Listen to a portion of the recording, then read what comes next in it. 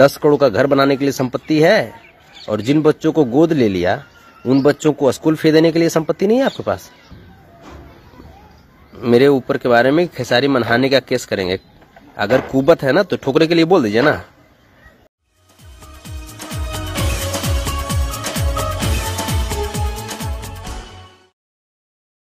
हर हर महादेव मित्रों, आप सबको प्रणाम कोटि कोटि। मैं आपका हमदम, आपका दोस्त, आपका साथी, आपका भाई भतीजा, भोजपुरी गायक संतोष रेणु यादव। और आप लोग जितना जल्दी हो सके आप लोग लाइव में जुड़िए और इसको शेयर कीजिएगा ताकि बड़े भाई खेसारी लाल यादव जी तक ये वीडियो पहुंच जाए।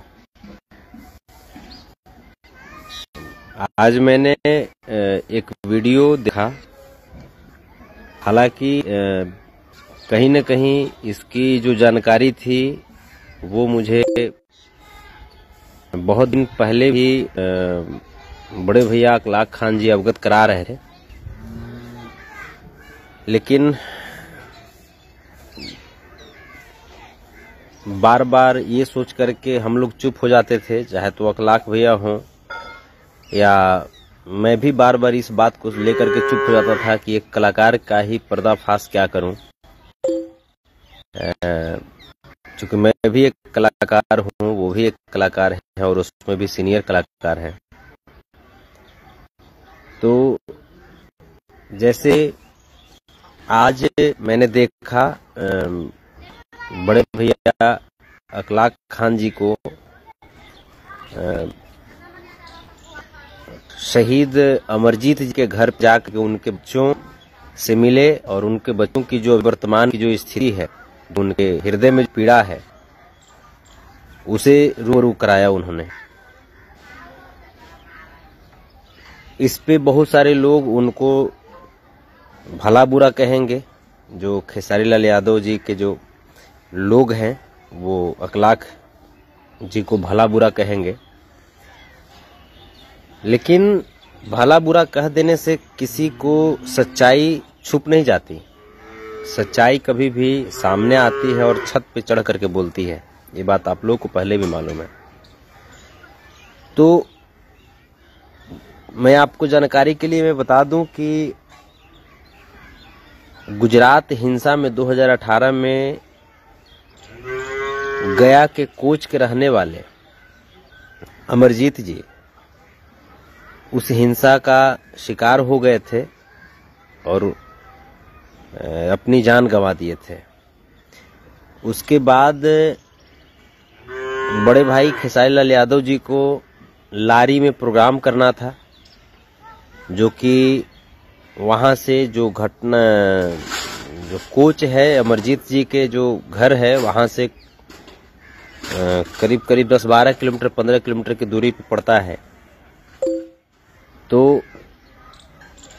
अखलाक खान जी ने भी खेसारी जी को खबर किया था कि जब आप आ रहे हैं थोड़ा सा इधर भी आ जाइएगा, और मैंने भी खबर किया था कि आप जब वहां जा रहे हैं लारी प्रोग्राम करने के लिए तो आप वहां पे अमरजीत जी के घर पे भी चले जाइएगा और आप लोगों का मदद करते हैं, गरीबों का, असहाय बच्चों को आप गोद लेते हैं तो थोड़ा सा उस पे भी आप कृपा कर दीजिएगा। मुझे क्या पता था कि वो गरीबों का मजाक उड़ाने वाला व्यक्ति है। तो हुआ क्या कि वो चले तो गए, वहां पे अमरजीत के घर चले गए, साथ में मैं भी गया था, शिशुपाल बिहारी गए थे और भी लोग थे। तो वहां जाने के बाद मीडिया मैनेजमेंट सब कुछ सारा चीज हुआ। हमको ये बात बोला गया था, मैं भी बच्चों का बाप हूं और मैं झूठ नहीं बोलूंगा।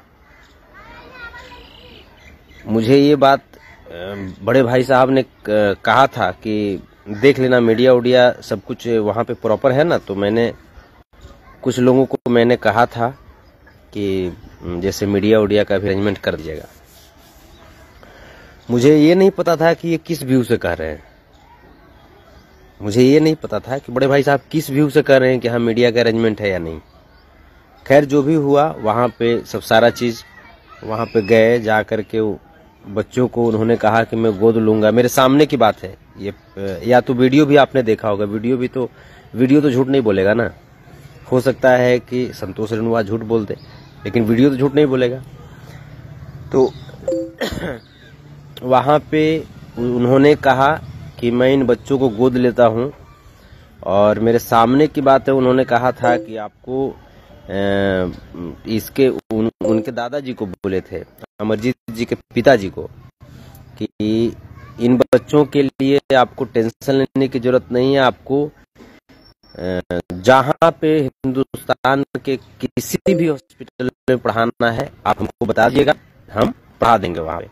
और पढ़ा ही नहीं देंगे, जब तक कि इन बच्चों को नौकरी नहीं लग जाता है तब तक इन बच्चों का सारा परवरिश हम करेंगे, चाहे वो कपड़ा लत्ता, भोजन पानी, स्कूल काफी या कॉपी किताब पेंसिल, सारा चीज। ये मेरे सामने की बात है।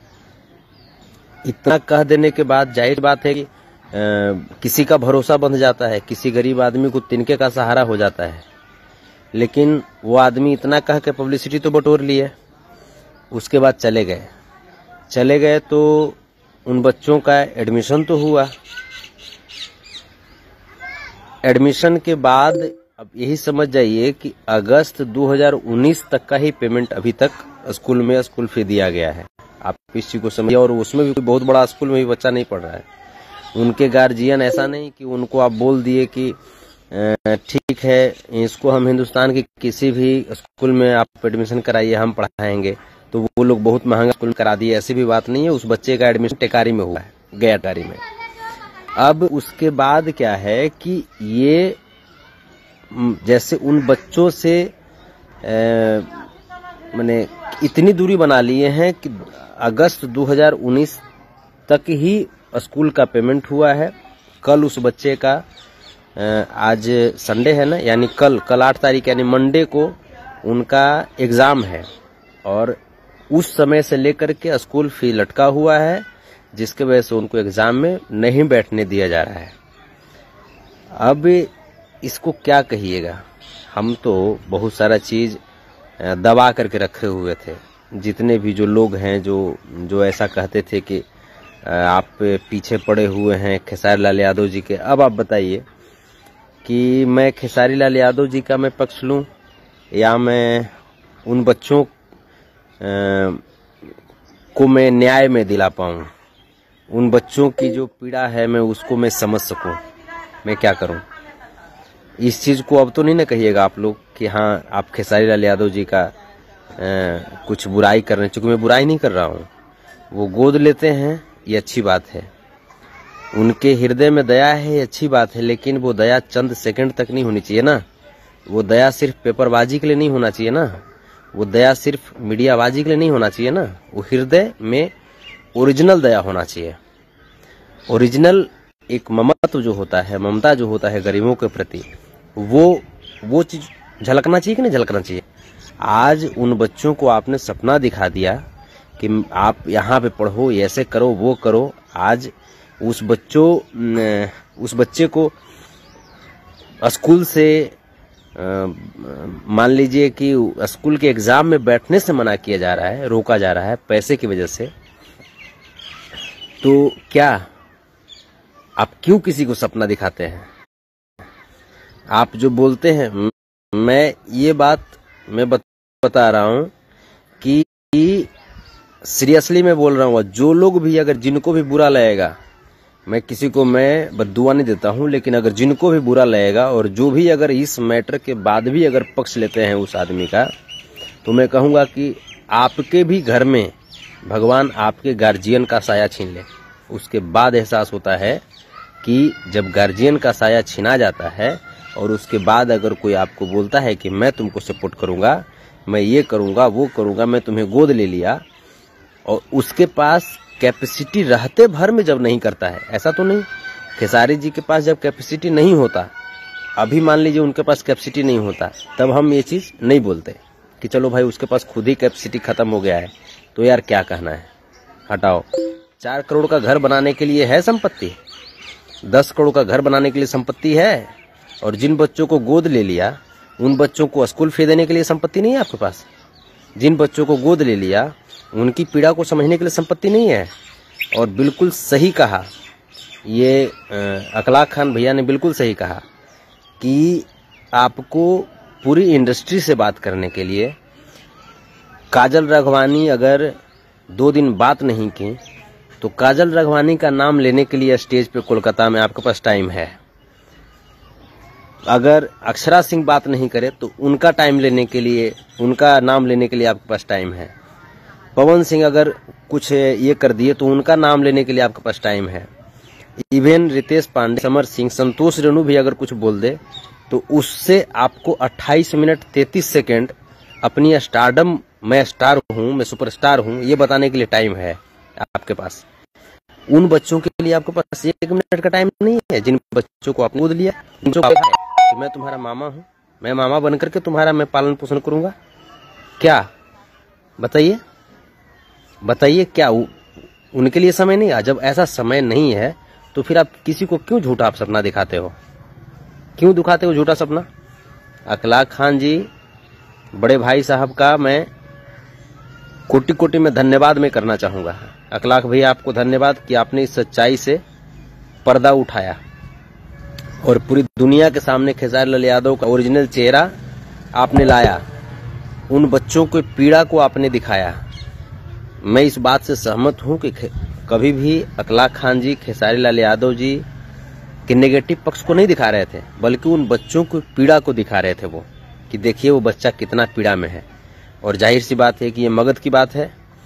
तो अखलाक खान जी ने भी कहा है कि अगर आज उन बच्चों का पेमेंट नहीं होता है क्लियर, या अगर वहाँ पे खेसारी लाल यादव स्कूल से बात करके उन बच्चों को एग्जाम में अगर बैठने का सेटलमेंट नहीं करवाए, अगर उन बच्चों को एग्जाम में बैठने नहीं दिया गया, तो ये मैं भी बोल रहा हूँ कि अखलाक खान जी तो केस ठोकेंगे ही ठोकेंगे।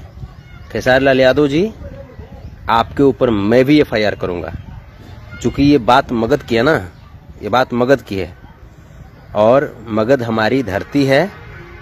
मगध का मैं बेटा हूँ, भोजपुरी मेरी माँ है, भोजपुरी के बदौलत मेरे घर में नमक रोटी चलता है।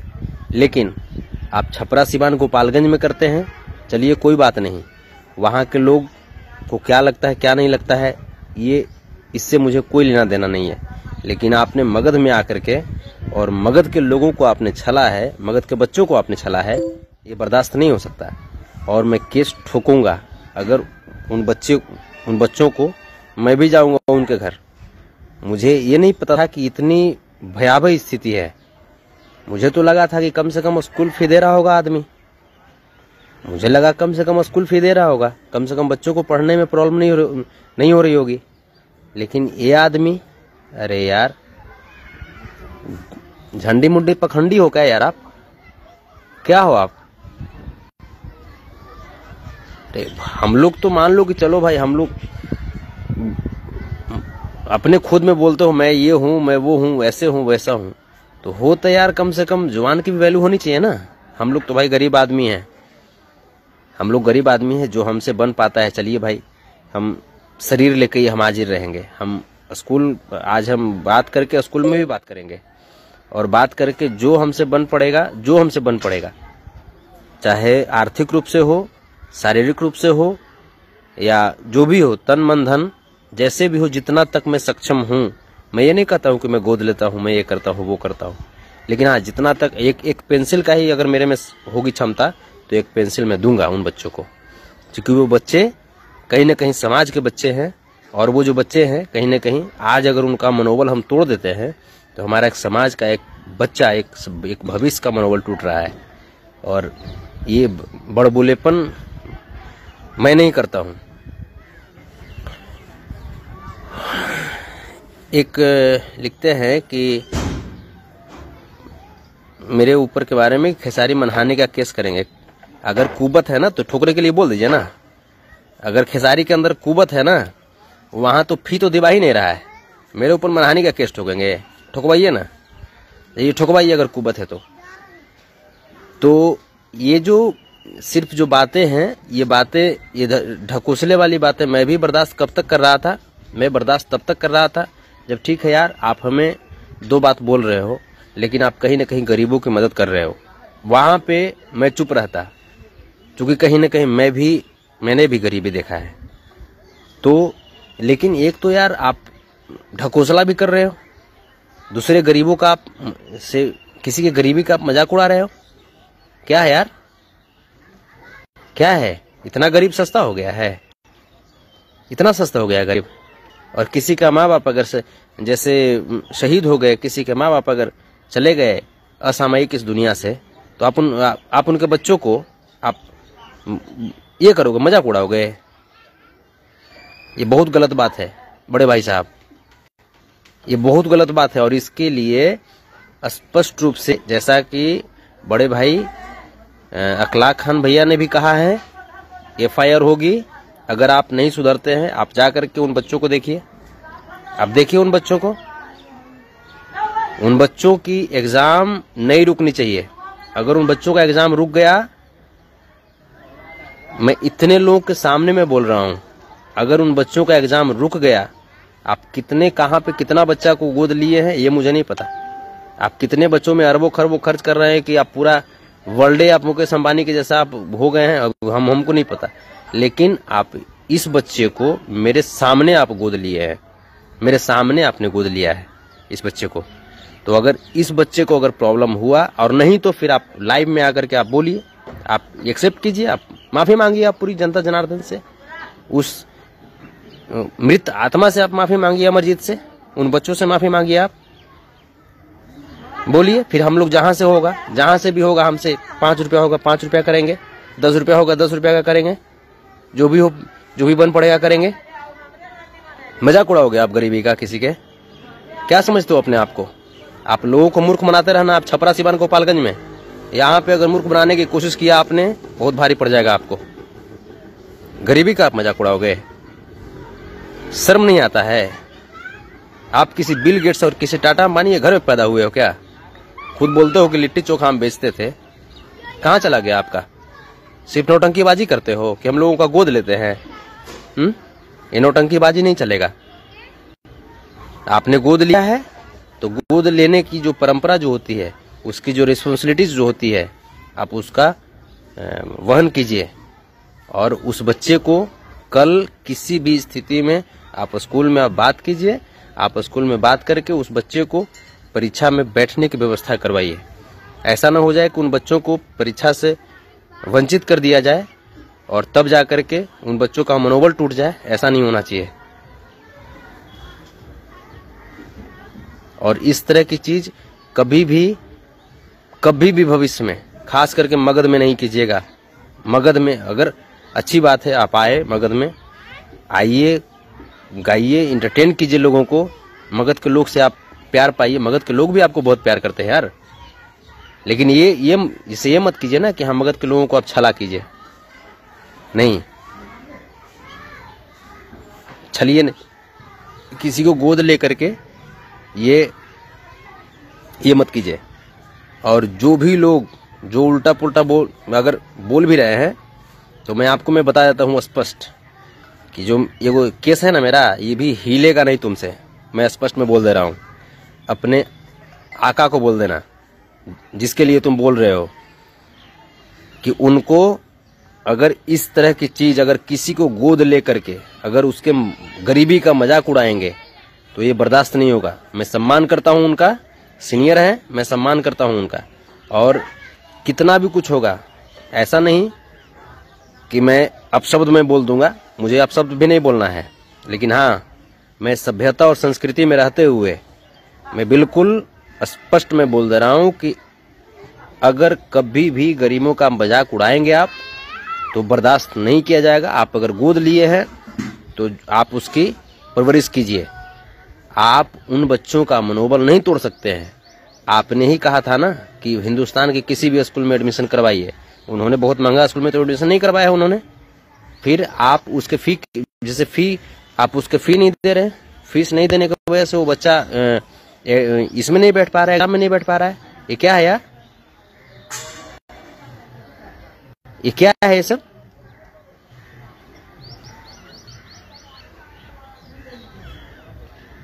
ये सब चीज जो है, जो भी चीजें, इसको थोड़ा सा सुधार में लाइए। और जितने भी लोग हैं इसको जरा शेयर कीजिएगा। और खास करके जो लोग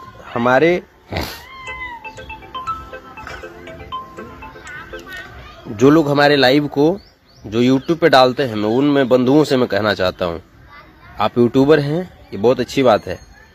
आप सपोर्ट करते हैं कलाकारों को, ये बहुत अच्छी बात है। लेकिन कलाकार से पहले एक इंसान बनिए और आप एक इंसानियत को सपोर्ट कीजिए। और कहीं ना कहीं आप इस चीज को आप जितना ज्यादा हो सके किसी भी तरीके से यार, उन बच्चों को, जो बच्चा पैसा की वजह से गलती खेसारी लाल यादव की और उसका सजा भुगते, वो बच्चा, उसका सजा वो बच्चा भुगतेगा। उन बच्चों को आप न्याय दिलवाइए। और खेसारी लाल यादव जी तक ये वीडियो तो पहुंच ही गया होगा, वो देख रहे होंगे। तो बड़े भाई साहब, मैं बस यही मैं कहना चाहता हूँ आपसे, मुझे कोई गिला शिकवा नहीं है। मैं आपका सम्मान करता हूँ और पूरी मैं मर्यादा, आपने देखा होगा इतनी लाइव में एक भी अमर्यादित बातें नहीं हुई होगी और न करूंगा यार।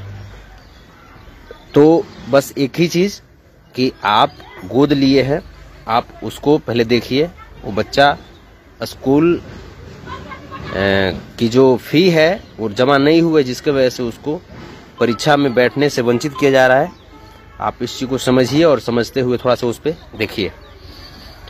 और ऐसे तो आप बोलते हैं कि हम बहुत बड़े ये हैं, आगा खाए हैं, सुपरस्टार हैं, ये हैं वो है। मैं तो कुछ नहीं हूँ, मैं तो एक मैं बिल्कुल जमीन का मैं धूल हूँ। मेरे में जितनी कैपेसिटी होती है मैं उतना तक मैं कहता हूँ। मैं गरीब हूँ, मेरे में अगर 5 रुपया की है तो मैं 5 रुपये से मैं करूँगा। मैं तो किसी को नहीं बोलता हूँ कि हाँ मैं गोद लेता हूँ, ये लेता हूँ, वो लेता हूँ। मैं झूठा पब्लिसिटी भी नहीं करता। लेकिन आपने उस पब्लिसिटी को, आपने उस घटना का पब्लिसिटी किया है, वीडियो है, ये पूरी दुनिया ने देखा है।